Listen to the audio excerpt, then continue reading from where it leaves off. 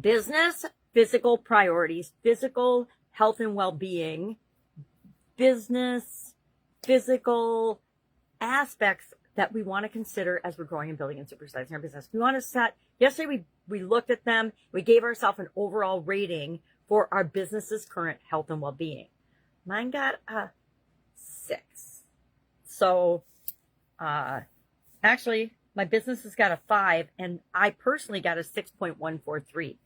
I had to look that up because I was wrong. So, yeah, not exactly where I want to be, but I want to know that because that means I can look at each different business and say, okay, where do I need to start? And now, today we're going to look at how do we prioritize the different ways and the different categories we want to look at under physical well-being and health for our business. How do we want to look at those? And then let's rank those and prioritize those in what's most important.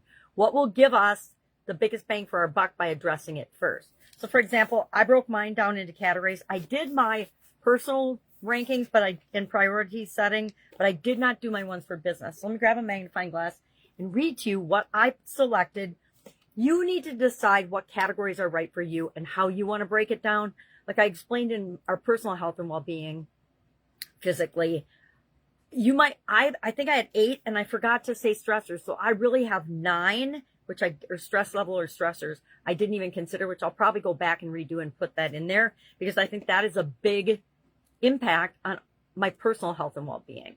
So let's look at some different categories you could include, and you pick and choose what's right for you and then write them down and then just rank them. What is the most important? Number 1 through how many ever you have.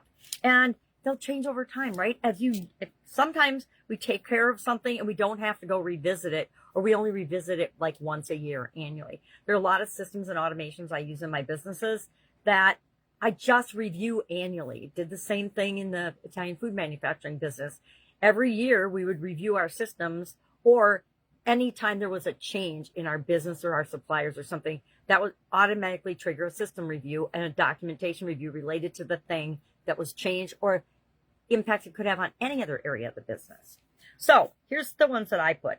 Buildings, depending on the type of business you have, will determine if you have physical buildings or locations or not. If you're working out of your house at your kitchen table, that's still your building. That's still where you're physically located when you're doing your work and running your business. So like if you're a solopreneur and you're working out of a spare room in your house, that is your physical location and facility.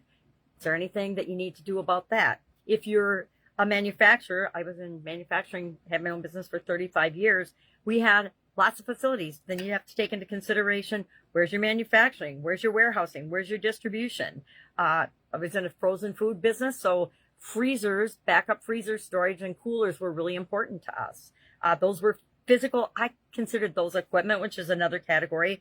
But any actual physical buildings, any grounds or properties that need to be taken care of. Real estate, other I put, because there's other real estate things like storage units or whatever that you have that are associated with your business that you need to keep track of. Documentation. I think documentation is a physical thing that we need to have. Now, it might be on your internet server or on your personal server. Servers, again, are equipment. But you have to consider that. I have to consider that. You don't have to. These are mine. Systems, processes, procedures, any type systems that we use to help us run our business, we want to take into consideration. If we don't own those systems, we especially want to make sure we take them into consideration. Equipment, depending on your business, again, equipment, but almost all of our businesses have some sort of equipment.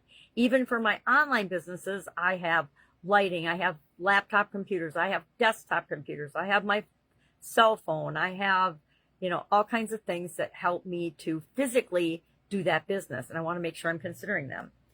Contingency plans for infinite possibilities. Now, I know a lot of business owners don't have and have never had contingency plans.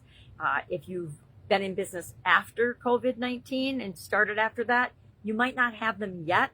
And I'm going to caution you to create contingency plans and have them written down and documented. So if something happens to you or you're incapacitated, somebody else can pick up that plan and they know exactly what to do. Prior to the COVID pandemic, we had nothing in any of our businesses contingency plans about a pandemic. Guess what? There's pandemic plans in every single one of them now. Why? Because that actually happened. Now, we shouldn't have to wait for something to actually happen in order to consider it as part of our contingency plan. I know people that have alien invasion as part of their contingency plan. So do whatever works for you. And then the final one I added to my list was human resources and culture.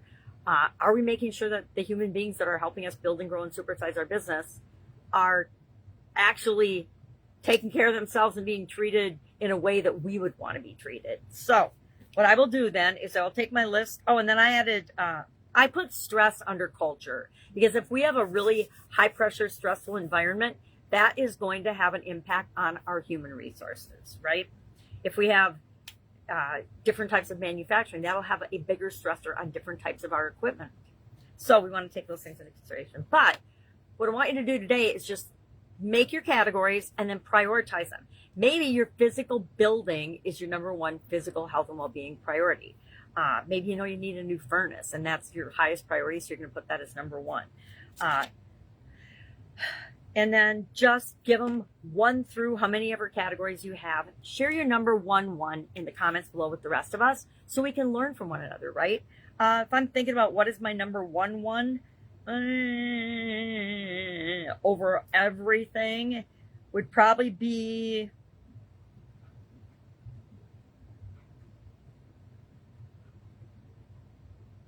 I don't know. I'm going to say HR and culture and stressors, because that's something we can always be improving and shoring up. All the others we pretty much have a plan for and in place and priorities. But that's going to be probably my number one priority.